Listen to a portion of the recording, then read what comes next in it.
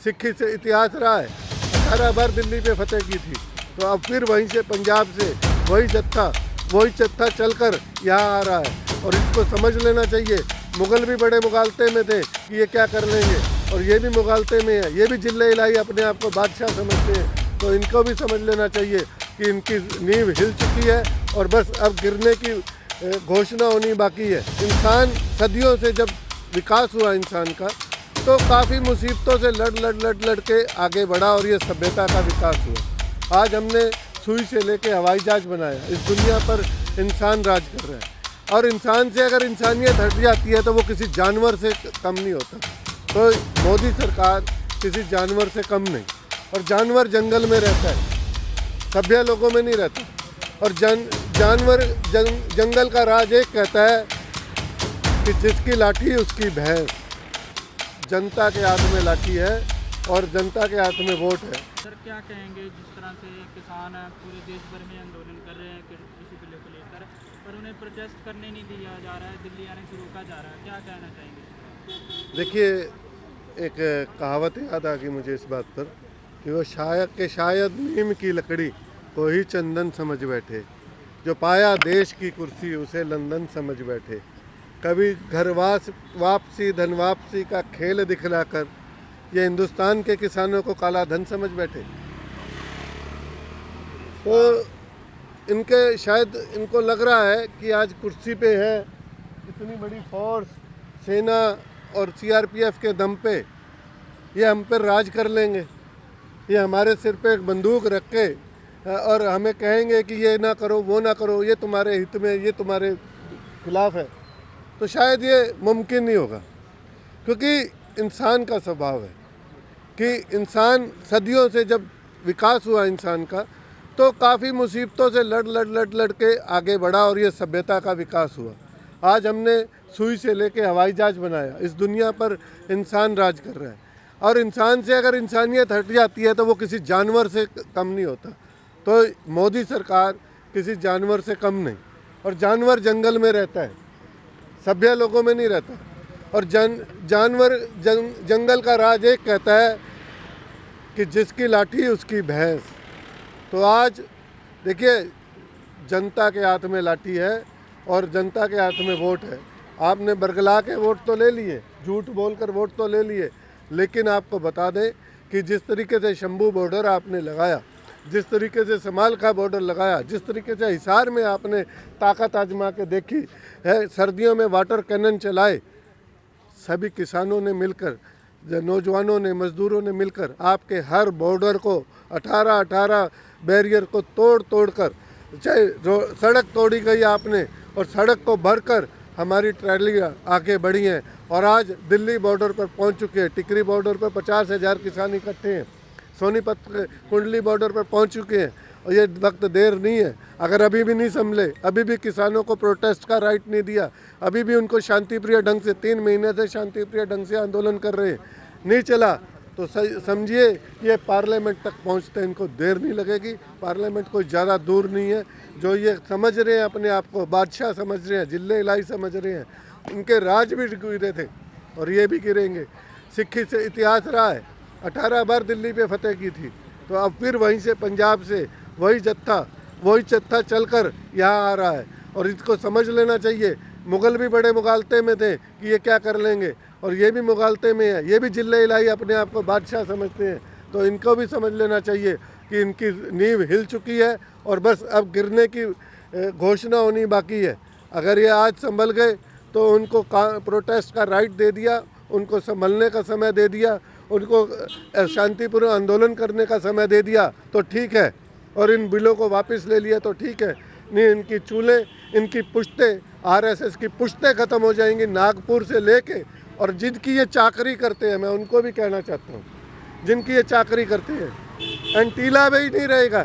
इतना बड़ा एंटीला बना रखा है ना, उस पर भी किसान कब्जा करेंगे। जिनकी वक्फ बोर्ड की ज़मीन पर बना हुआ है तो उस पर भी कब्जा करने के लिए लोग तैयार हैं।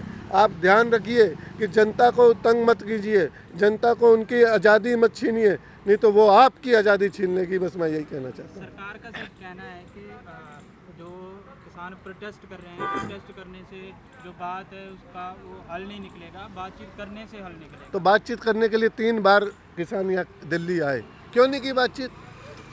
काफ़ी समय से किसान आंदोलन कर रहे हैं। कोई कहता है ये फलाना पार्टी आंदोलन करवा रही है, फलां ये करवा रहे हैं, अब कह रहे हैं ये खालिस्तानी है, अब ये कभी कभी कहे आतंकवादी हैं। जो प्रोटेस्ट करे वो आतंकवादी हो जाता है। पहले सीए का आंदोलन के प्रोटेस्ट किया, वो आतंकवादी थे। पंजाब में हरियाणा के किसान आंदोलन कर रहे हैं, वो आतंकवादी हैं। महाराष्ट्र में कोई, छत्तीसगढ़ में, झारखंड में आदिवासी आंदोलन करे, वो आतंकवादी हैं। तो यार तुम्हें देशभक्ति का ठेका तुमने ले रखा है। आज़ादी से पहले अपना इतिहास तो देख लो। 1942 के भारत छोड़ो आंदोलन में ये कहाँ थे? किसकी गुलामी कर रहे थे? किसकी मुखबरी कर रहे थे? ये बताएं ना हमें, किसकी मुखबरी कर रहे थे? नेताजी सुभाष चंद्र बोस जब भारत पर हमला, ब्रिटिश भारत पर हमला करते हैं तो किसने सेना में भर्ती करवाया अंग्रेजों की? ये बताएं ना। सेकंड वर्ल्ड वॉर में ये किसका समर्थन खुला कर रहे थे? सावरकर से लेकर गोलवलकर तक। अब इनको देशभक्ति याद आ गई है। ये सिर्फ धर्म के नाम पर जो सरकार के समर्थक लोग हैं उनका कहना है कि जो किसान है प्रोटेस्ट कर रहे हैं वो किसान नहीं है, जो किसान है वो तो अपने खेतों में काम कर रहा है। तो ये जो प्रोटेस्ट है कौन लोग? हाँ, तो लाखों लोग ऐसे आ गए हैं। आपने कभी किसान को देखा है? आज का किसान वैसे नहीं है कि कपड़े धोती कुर्ता डाल के खड़े। आज का किसान भी जीन्स डालता है, आज का किसान भी कुर्ता पजामे, उसके अभी भी घर पे घर की छतें चोर रही है। आप जाकर देखिए तो सही। और ये जो ट्रालियां हैं ये किसानों की हैं और किसकी हैं? किसान के पास होता क्या है? Tractor trolley. पहले बैलगाड़ी थी, बैलगाड़ियों में आता था। आज ट्रैक्टर ट्राली है तो ट्रैक्टर ट्रालियों में आता है। तो जो पॉलिटिकल पार्टियां हैं सर, अलग अलग पार्टियां, तो वो लोग जो खुलकर सामने नहीं आ रहे हैं इन बिलों के विरोध में, अपनी स्पीच वगैरह में बोलते हैं कि ये बिल सही नहीं है, तो इस पर क्या कहेंगे आप? देखिए, राजनीतिक पार्टियों का कई के अंदर आपस में ब्लैकमेलिंग चल रही है। आपस में इनमें एक साठगांठ भी है और ब्लैकमेलिंग भी चल रही है। एक दूसरे को ये ब्लैकमेल कर रहे हैं और उनमें इतनी हिम्मत नहीं है। इनको विलासता की जो आदत पड़ रही है। अगर राजनीतिक पार्टियां में दम होता तो राज्यसभा में इतनी बिना चर्चा के ध्वनि मत से ये बिल पास नहीं होते।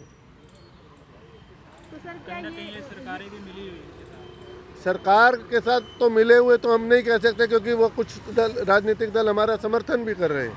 लेकिन बावजूद इसके कि उनको जिस शक्ति से, जिस ताकत से इसका विरोध करना चाहिए था, उस शक्ति से, उस ताकत से वो विरोध नहीं कर पा रहे, इसका मतलब उनमें अब दम नहीं रहा है।